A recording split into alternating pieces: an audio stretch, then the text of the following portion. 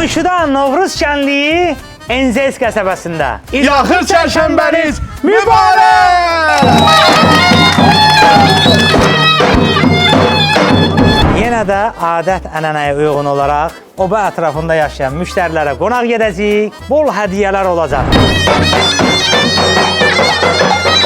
Mobil application'umuz var. Bəli. Bu bankanın içində oyunlar var. Buyurun. Yumurta döyüşü 30 azin. 30 manatlıq bazarı kartını təqdim edirik sizə.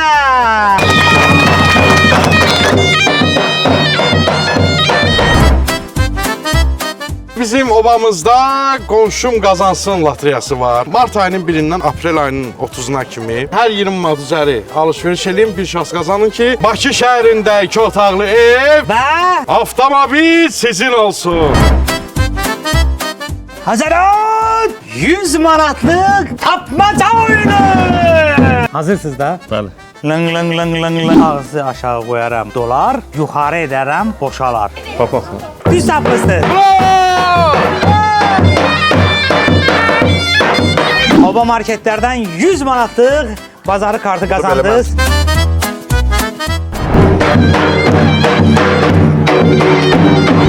Obanın müştərisi kimi bizdən hədiyyə qazanarsan bu bayram günündə. Gel sen öpün de. Sağ ol. 100 azin tapmaca. Ağzı bağlı bizə tanış. Ay paradır üstün axış. Şeker bura. Şəkər beklər.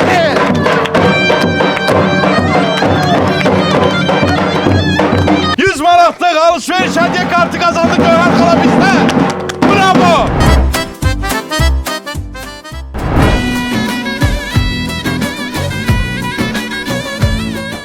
Elimizi, obamızı gəzə-gəzə, hədiyyələrimizi verə-verə gəldik, çıxdıq obanın mərkəzinə.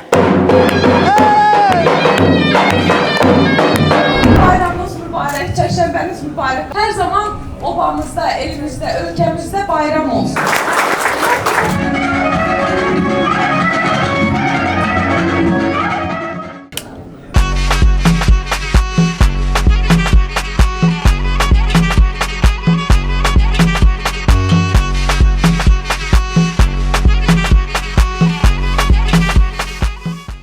Biz də Büştüş və Oba komandası olaraq Azərbaycan xalqının Və ən əxsus da oba müştərilərinin bayramlarını təbrik edirik. Arzu edirik ki, cibiniz həmişə dolu olsun. obalarımız da bol olsun. Bayramınız mübarək!